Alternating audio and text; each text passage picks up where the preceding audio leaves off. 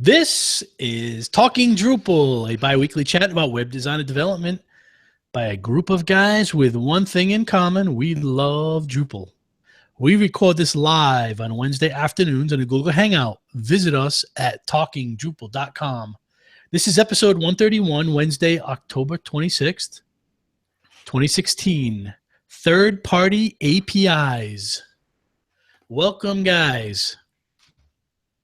So we've been on the phone now for 30 minutes, and we had political talk for 28 of those minutes, and we just had to press start so we could get the show underway. Welcome, John Picozzi from Oomph. Good afternoon. And we won't bring the political choices and feelings into this phone call, but it's clear that the three of us don't get along with that, do we? Well, I think that's a countrywide thing. I don't think it just has to do with the three of us. Everybody has very differing opinions of their selected candidate. But switching gears away from that topic, we could talk about the Cubs, right? That's pretty neutral. It is. The Cubs and the Indians in the World Series. The Cubs going to the World Series after a really long time. They was it 1906 or something like that?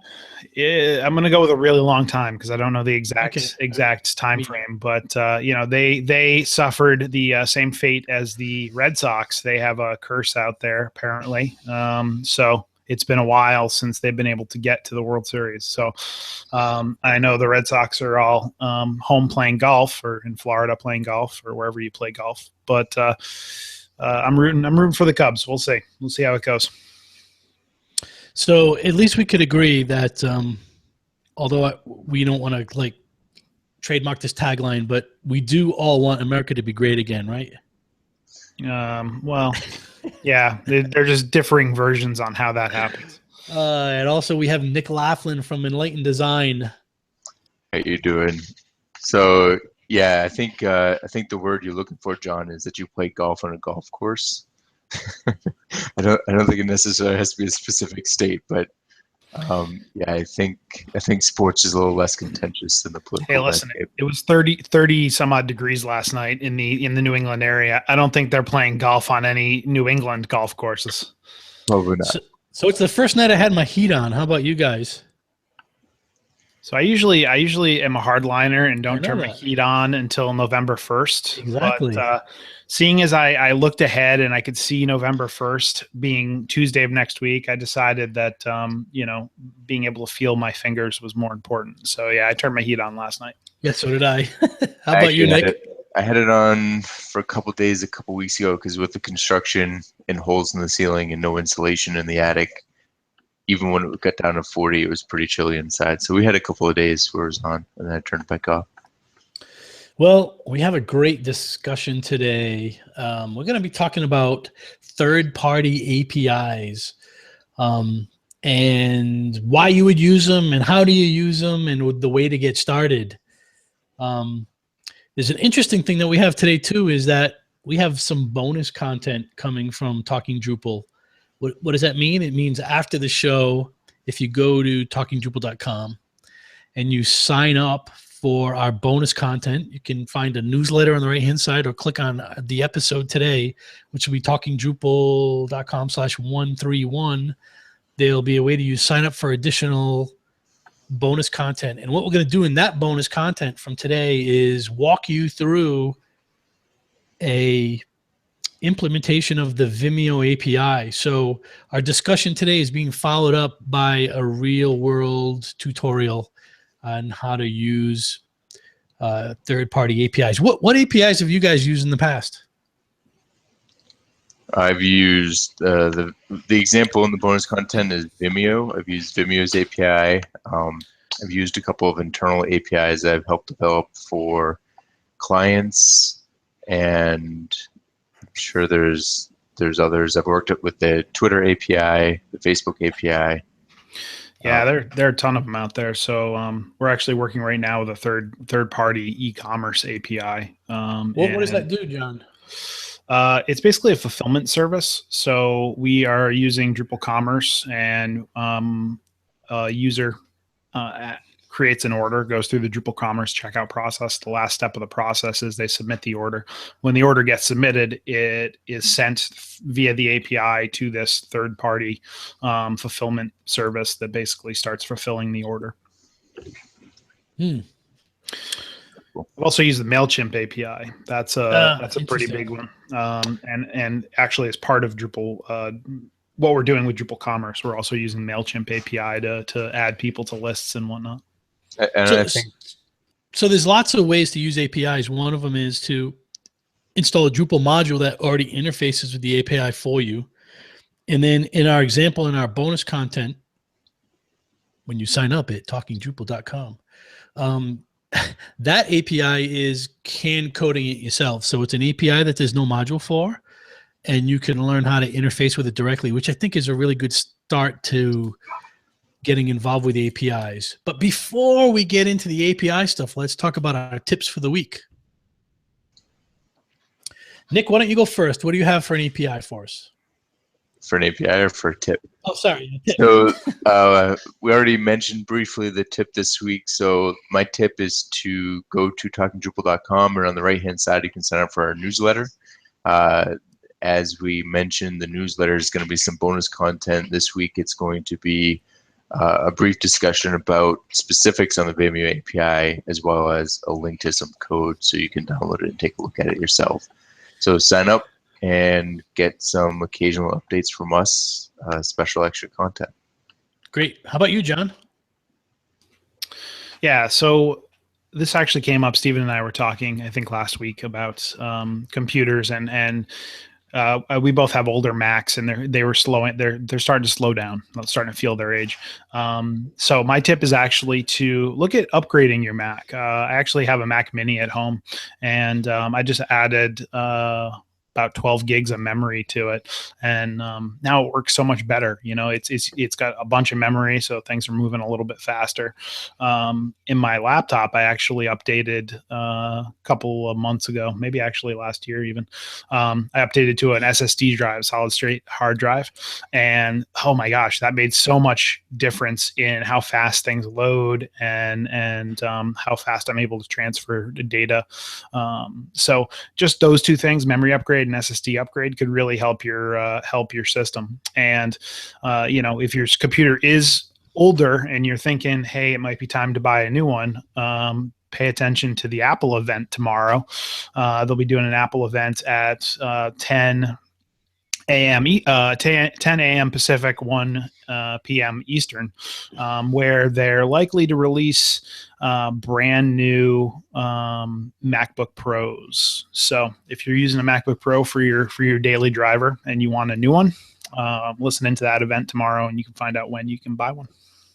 John, I have such a good add-on story to this. So my daughter's a junior in college, and last week I was out shopping with my wife, and I get a text message from Megan, and she says, "My computer's dying listening to this." And it was an Apple message with a video in it, and it was the sound of her computer, and the hard drive was clanking, clack, clack, clack, clack, clack, clack, clack, clack, clack, like that.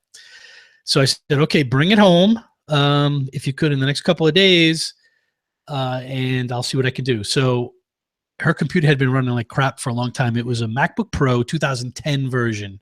So it's pretty old, 6-year-old computer, laptop or otherwise, is an older machine. So I went on to Mac. What is that store?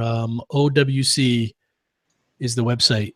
Mac Updates. Do you know what that website is, John? Just OWC. I'm trying to think of. No, I don't. I actually use Crucial for all my. Oh, you did. So I went to OWC, which is the one I use. I'm going to look it up here. Mac Sales. Mac Sales. Yeah, sorry. Thank you. MacSales.com, which I bought stuff from there and Crucial in the past. So I ordered her. She had 4 gigs of memory in her computer. I ordered an 8 gig chip, which was a complete replacement for like $50. And I got a $250 gig SSD drive from Best Buy for $69. It was on sale. So I replaced those 2 things for her over the weekend, And I've gotten like 3 text messages from her in the last 2 days that are like, I cannot believe how fast this computer is. So I took a 2010 laptop and really turned it into something that was really quick and really fast. And I mean, she's doing word processing and email and watching Netflix. And there's no necessarily, unless there's a real reason to replace your machine, just doing these upgrades like John recommended could make a huge difference for you. That's a great tip. So depending on how old your Mac is, you may not actually be able to get up to 16 gigs. Most of them will take a SSD drive, but I'm kind of trapped in the 8 gig realm, which is kind of tough for a lot of people these days. Yeah. So from my perspective, man, I replaced for like $110 or $120. I basically bought her a new computer. Pretty much, it was pretty awesome. So my tip is to go to local meetups. And what a lame tip again from me, right? They're all soft that I give. But in the past 3 weeks, I got out of my comfort zone and out of my 25-mile radius and went up to Boston, because I'm in Providence, went up to visit 2 Boston-based meetups, the Boston Drupal Group and Drupal Nights. And there were 2 Boston meetups that happen on a monthly basis that were just awesome to go to. Both of those meetups had great content, had great participants. I walked out of both of those meetups feeling energized and feeling good, and came home with a list of information that I need to look up. So you really should check out your local meetups if you haven't, and extend beyond where your comfort zone is. Maybe if you have to drive an hour or an hour and a half to get to a meetup, it might be worth it. And you could also look for people to carpool with, which, John, I'm going to be reaching out to you in the near future to do that for Boston. I would like to go up to Boston and go to that meetup more frequently than I do. I just haven't had the chance. So yeah, no, we have life, right? We have life and we have things after work. So they're hard to get to sometimes. So I'm in a different position now that my kids are off at college, and I'm kind of sitting home with my wife, and she'd rather me be doing something other than sitting with her often. So it's fun to just go do these things. All right, let's get into our topic here. So let's talk about APIs. So we've already mentioned what APIs you guys have used in the past. Let's get a basic definition of what an API is for. So an API is basically a contract between one application and another. The acronym stands for Application Programming Interface. It's just a way to describe the rules for communicating with a separate app. So there's typically 3 or 4 parts to an API. There's the route that you're looking at. There's the method, which is we'll get to, but like get, post, etc. There's the request parameters, so what kind of information you need to send to the API, and then there's the response, and that's what the API will give back. There's also a description generally that tells you what it's doing, you know, what that endpoint is supposed to be used for. But an API is a way for you to communicate and perform action. So you're really we're trying to, in general, pull data usually, or content, in from another service into your website. So if you think about the common things when you think about interfacing with other websites, you think about Facebook and you think about Twitter and things like that. And they often provide you tools that you can pull content in your site through JavaScript. So you're really real-time grabbing content into the site. How is that different than using so there's a Java plugin for Twitter that you can pull content in versus a a Twitter API. What are the difference between those two things? You understand my question? Yeah. Go ahead. I was just going to say, the real simple way of looking at it is the JavaScript's or the thing you're going to get from Twitter that's kind of prepackaged is going to do like a really finite set of things. If you're interfacing with their API, you have more granularity over what you can do with it, and you have more ability to do custom things with it. So, I mean, every service has like, Twitter's probably the best example because, people can relate to that. But like every service has those kind of like out of the box display my timeline widgets that you can drop on your website, right? You go to jumpcozy.com. There's one like right smack in the middle of the page. Super easy. Drop a piece of JavaScript into a block, and it displays what you want to display. So, that's a form of using their API through through a little bit of JavaScript. But that's pretty finite functionality. Twitter's defining that functionality for me, right? What this thing will do. If I'm going to go out and use the Twitter API and code a custom module or do some custom coding to get information, I have a lot more control over what I can get and how I can use that information when I get it back from them. Yeah, the other thing too is, if you have to use JavaScript has to work on the platform. The API, you can generally write your connection to the API in whatever language your website or application is being written in. So like the core. So Nick, I mean, there's a real difference here. One is the JavaScript is client based, meaning it's based on the browser the client's running. It's making a JavaScript call real time to like Twitter and pulling content back.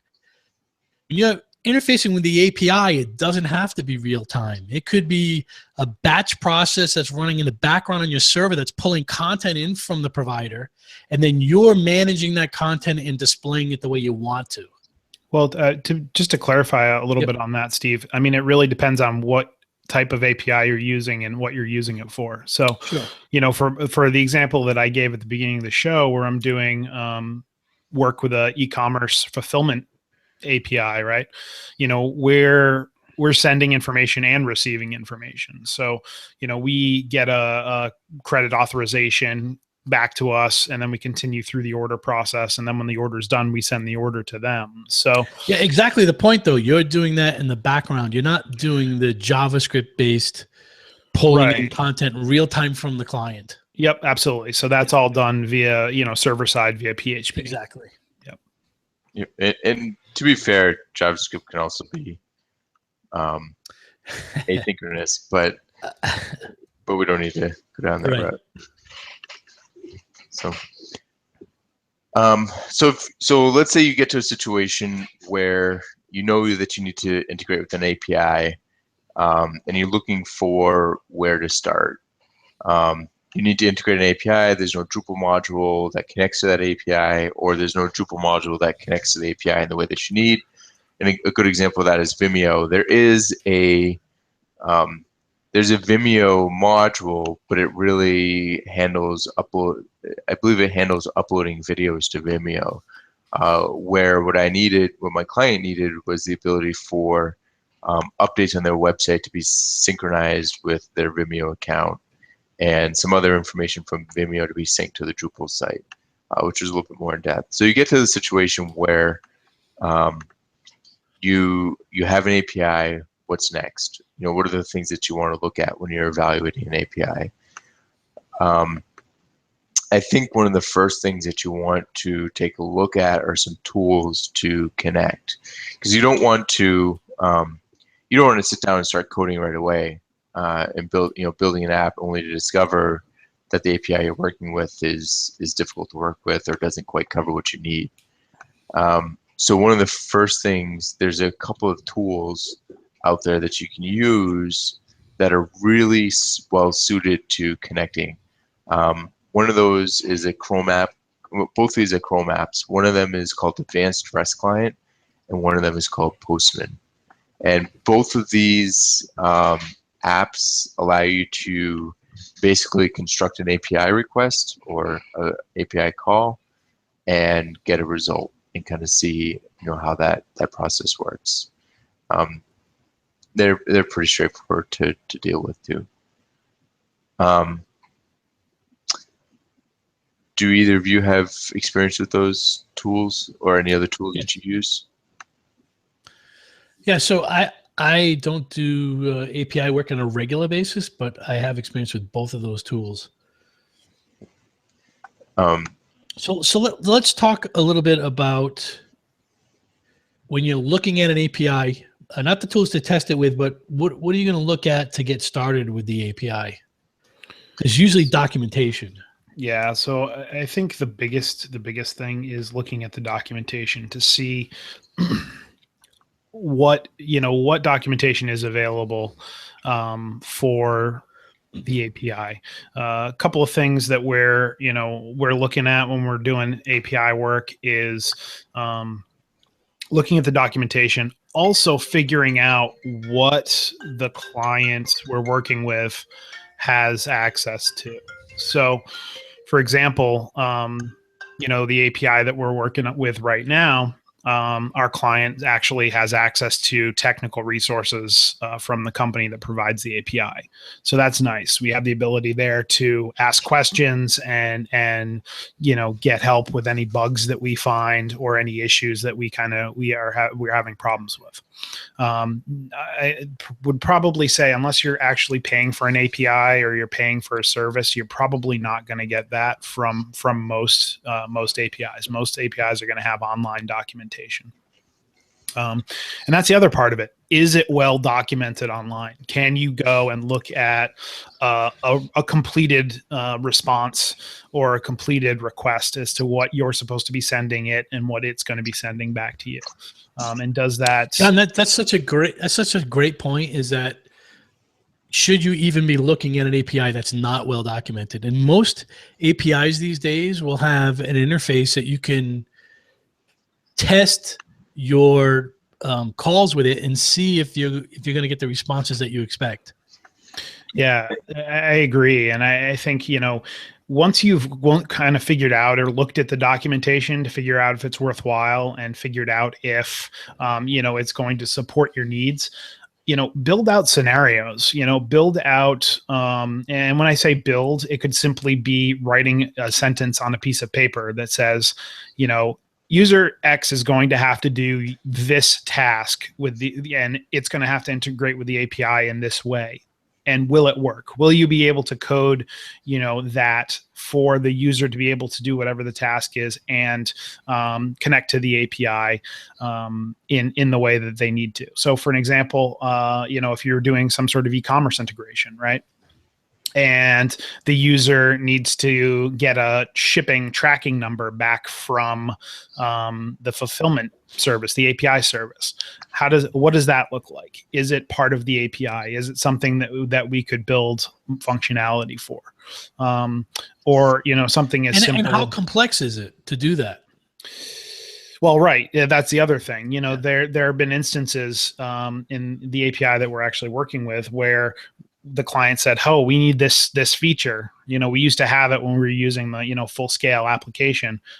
And we went to the service provider and said, "Hey, where's this feature in the API? We don't see it in the documentation." And they were like, "Oh, well, it's coming. It's not there yet."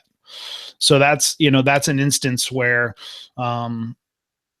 we have the opportunity to say, "Okay, we need this feature. Does the API support it? No, it doesn't. Okay, how do we get it there?" Yeah, and oftentimes I've found that it's not just does it support it, it's how do I get it, and it's a map. Is like, oh, well, you have to call this endpoint, get that response, and then call this endpoint, get that response, and then call this endpoint. So it's not as straightforward as you had like it to be.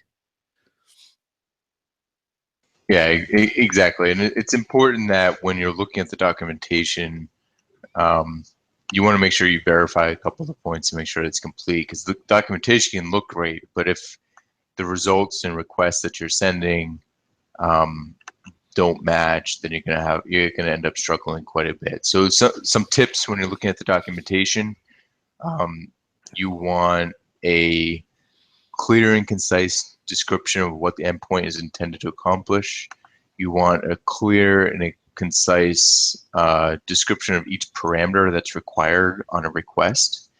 So for example, if you have a request for Vimeo and you can ask for specific parameters. Knowing which ones you have to send and which ones are optional is very important. And you want to know the data types that you can get in responses. So if the response will give you a title and an ID and the length of the video, you want to know that the ID is alphanumeric, for example, so that you're not trying to store it as an integer or something else. So you want to make, so to recap, you want to make sure that there's a clear and concise description. You want to make sure that all of the request parameters, like it says whether or not they're required or not. You want to make sure you know what kind of data types you're getting back. And those are typically the most important things to look at in the documentation, as well as the method. Hey, Nick, one of the things I noticed when we were working with the Vimeo API for the bonus material is that the API doesn't give you any description of what the particular endpoint delivers to you. Yeah. It's kind of interesting. There's no narrative description of it. I mean, you could look at the parameters and make some sort of determination of what it does, but you can't actually read it and say, hey, this URL gives me this content back. Yeah. It was kind of interesting, right? It's really tough because that's something that's really a nice to have, but I wouldn't necessarily say it's actually required, because it's one of those things where if you have a description that says, hey, this API is for doing X, you might end up pigeonholing some things. Right. So a lot of the bigger APIs, I think, tend to shy away from that. But it's also nice to have something like, if you watch the bonus content, you'll notice that you take a look at something, you think you're getting one thing back, but you're actually getting something completely different. And that's just based on looking at the type of method you're using and the URL that you're trying to make it against and what the response looks like. But then when you actually implement that API, you go back and you realize, hey, it's actually for this other feature over here. So it's nice to have. It's not required, but it's good to get an idea of what and you're. It's why we test things too, right? I mean, you test it to make sure it's giving you back what you expect.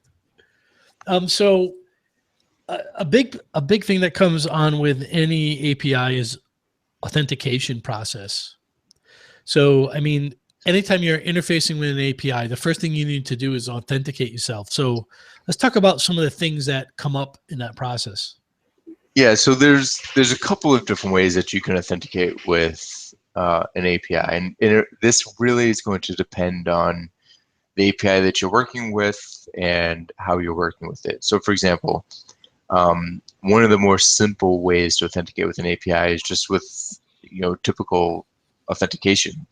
A user has to put in their username and password, and then they get access to whatever resources they're looking at. A more common authentication process, you have some sort of consumer key and secret key, and that provides you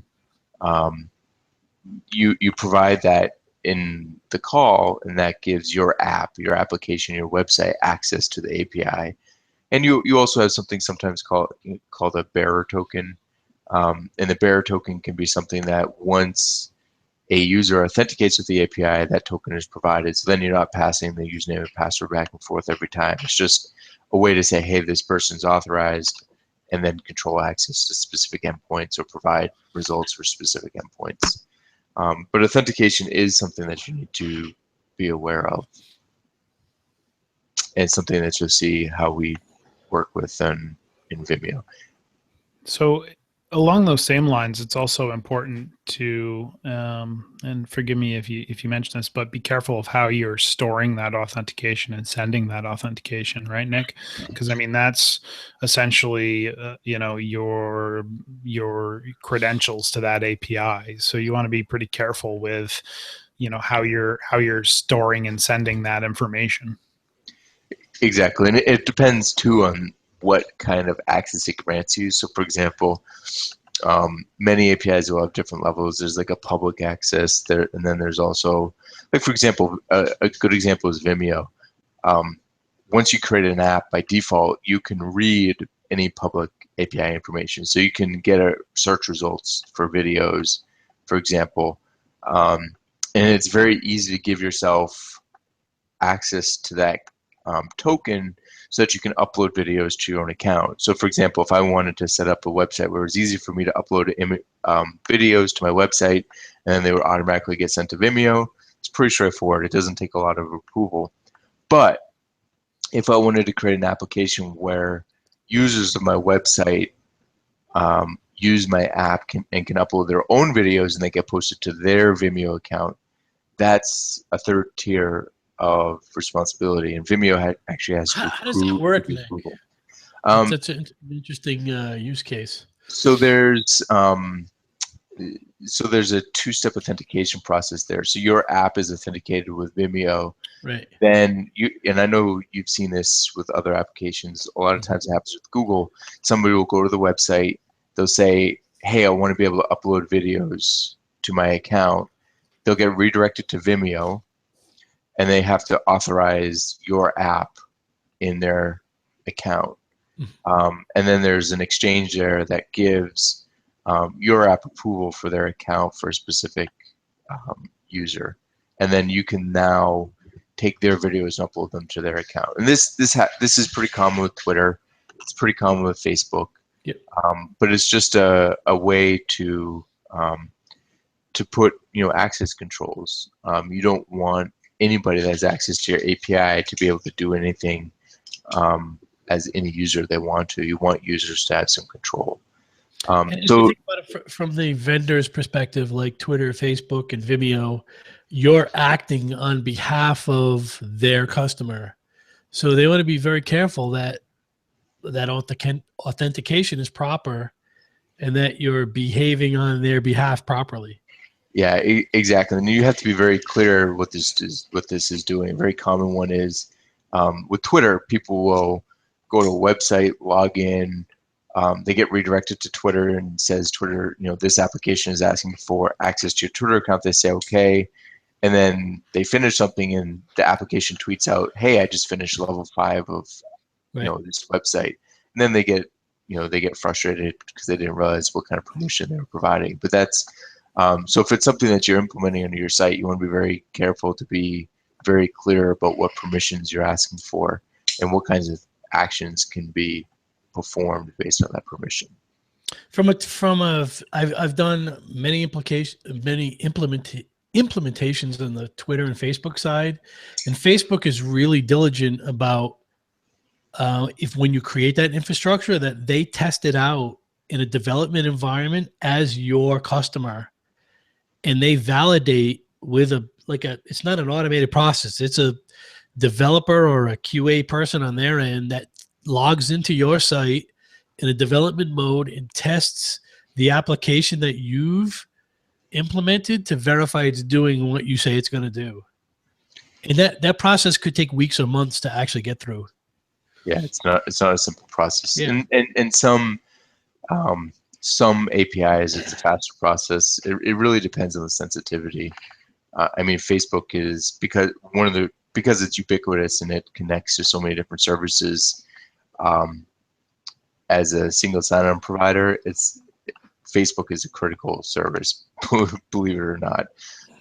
So it needs to be validated. Twitter as well, but something like Vimeo may or may not be that stringent. But then again, if you abuse it, they'll take your credentials away. So it's definitely something to be aware of. So what would you say is the first step if you're interested in connecting with a third-party API? What is the first step you would do from a Drupal developer side? So the first thing that I do as a developer is take a look at the Drupal module sphere, see if somebody else has implemented that or worked with that API. And then, the second step, whether or not somebody has implemented that, is look at the documentation and start working on, using advanced REST client. I prefer REST client over Postman, but start working with advanced REST client to start testing those APIs and seeing which ones work and how accurate it is. So, Nick, let me ask you this: at what point are you looking at? You talk about advanced REST client and Postman. At what point are you making the distinction or the choice to use one of these modules versus creating your own module? Um, it's really about capabilities. So most modules. So one of the things about Drupal modules, I don't know if you'd call this a weakness, but one of the things about Drupal modules is for them to actually be approved and be useful, they typically have to be pretty broad. And when it comes to an API, that means it's usually the most common functionality. So it's things like with Twitter, being able to tweet or being able to grab somebody's tweets. That kind of stuff is hard baked. But the moment you try to step outside of that, um, you need to either modify that module or try to get those modifications in that module. And in the case of a Twitter module, because there's so many users, there's tons of asks coming in for that. So if you have a client that needs some specific functionality specific to their website and it's just not covered by a Drupal module, that's when you start looking at coding it.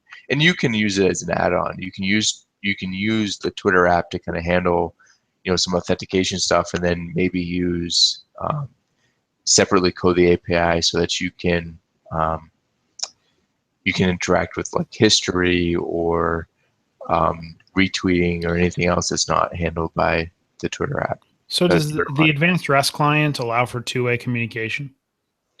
So the advanced REST client is not a Drupal module. The advanced REST client is a Chrome app that allows you to construct requests to the API. So you can say, for example, I want to make a REST. I want to make a GET request against the api.vimeo.com/videos, and I want to pass these 3 parameters, and here's my authorization token.